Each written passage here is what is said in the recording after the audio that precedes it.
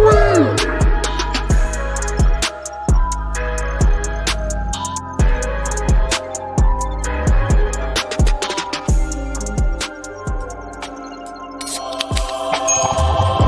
Di sini saya akan menjelaskan apa itu permen roket. Jadi permen roket adalah rangkaian roket sederhana yang dimana kami memprioritaskan hukum Bernoulli, hukum Pascal, hukum 3 Newton, dan GLBB. Terus saya akan menjelaskan alat dan bahan. Alat yang pertama ada gunting atau cutter, lalu ada lem atau selotip kuat. Lalu bahannya yang pertama botol setengah liter dikali 2, clay atau tanah liat 100 gram untuk pemberat dan untuk mengisi sela-sela pipa, plastik kresek, benang atau tali 2,5 meter, lalu ada PVC board, origami atau plastik warna-warni untuk konfeti, lalu ada pipa PVC setengah inch 1,5 meter, terus ada T-junction setengah inch dikali 3, terus ada cap setengah inch dikali 4, lalu ada selang dan pompa sepeda. Oke, sekarang kita bakal masuk ke pembuatan rangkaian roket. Nah, kita bakal bagi jadi 4 sesi. Yang pertama, kita bakal bikin loncaran dulu. Pertama, kita bakal bikin pipanya berbentuk seperti huruf H. Kemudian kita pasangin T-junction seperti ini dan di sini. Setelah itu emisinya. Tapi jangan dulu, karena kita bakal masukin si selangnya. Nah, kita masukin selangnya di bagian sini ke arah sini, terus masuk sini. Terus pas di tengah, kita bakal masukin pipa di sini. Terus kita taruh selangnya sampai sini. Nggak perlu panjang-panjang juga di sini. Bedanya cukup aja kira-kira sini. Jangan juga terlalu pendek ya. Ini mungkin sekitar 5 cm. Dan kemudian pada bagian tengahnya kita pasang ini, kita boleh pakai selotip yang super kuat atau kita isi pakai karet itu. Dan kemudian kita bakal ambil tutup botol dan kita bakal solder bagian tengahnya, kita lubangin sehingga yang bisa ngikutin bentuk ini dan kita bakal masukin. Nah, habis itu kita bisa lem atau kami bakal solder serta kita lem. Kita solder agar plastiknya melted dan juga si pipanya melted sehingga dia bakal lebih kuat dan kita kelilingin dengan lem tembak. Habis itu jadi deh. Nah, habis itu kita bakal masuk ke rangkaian pembuatan roket. Nah, kita bakal butuh plastik dulu. Plastik kita bakal bikin parasut, kita tutup semacam lingkaran dan di tiap ujungnya kita bikin bulangan atau lingkar benang. Bulangan sebesar cuman kayak sebesar jarum atau sebesar benangnya aja. Terus kita di situ bikin sekitar 6 sampai 8 lubang. Setelah itu kita bakal butuh 2 botol per 1,5 liter. Di botol pertama kita bakal bikin potongan botol. Nah, potongan botol ini kita bakal potong ujungnya dan di dalamnya kita bakal isi tanah liat atau plastisin.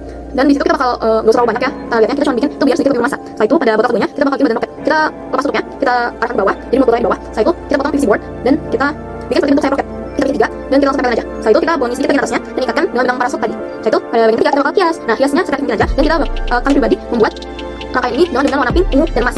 Jadi ungu dan pink untuk si loncarannya dan emas dan pink untuk roketnya. Setelah itu bagian keempat adalah pemasangan. Kita isi seperti 5 sampai seperempat ukuran badan roket. Kemudian kita masukin ke dalam rangkaian loncarannya. Pada badan roket kita bakal isi konfeti dan juga permen di atas parasut. Kemudian kita tutup dengan potongan botol. Dan selangnya di ujung kita pasangin dengan pompa sepeda ya. Selang yang ini bukan yang di sini ya.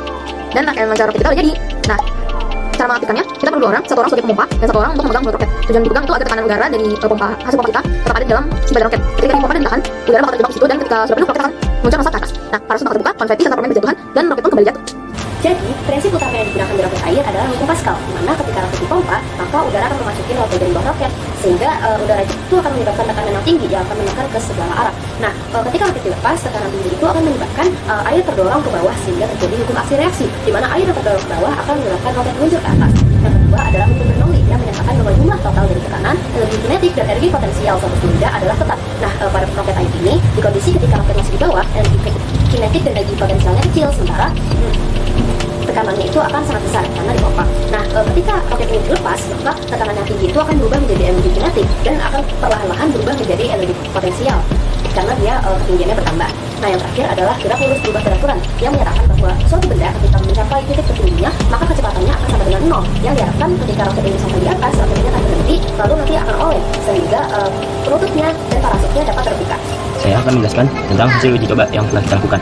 Pada uji coba pertama, saya sebagai pemompa dari roket itu berhasil, tetapi parasutnya tidak terbuka, Bu. Dan pada percobaan kedua, kami mencoba melonggarkan di penahan parasutnya, akan tetapi tetap saja pas sudah di atas tidak terbuka parasutnya, Bu. Dan pada percobaan selanjutnya, percobaan ketiga, kita lepas penahan parasutnya, akan tetapi parasutnya tidak terbuka lebar, Bu. Selanjutnya, pada percobaan keempat, kelima, keenam, itu beda lapangan di bawah. Kan Taman Merdeka ada lapangan atas dan lapangan bawah, Bu. Jadi pas di lapangan bawah, kita coba longgarin dan kita buka sedikit pada penahan parasutnya dan berhasil, Bu. Dan kita coba berkali-kali dan kita mencoba menaruh permen di percobaan ke-6. Kita coba taruh permen dan berhasil.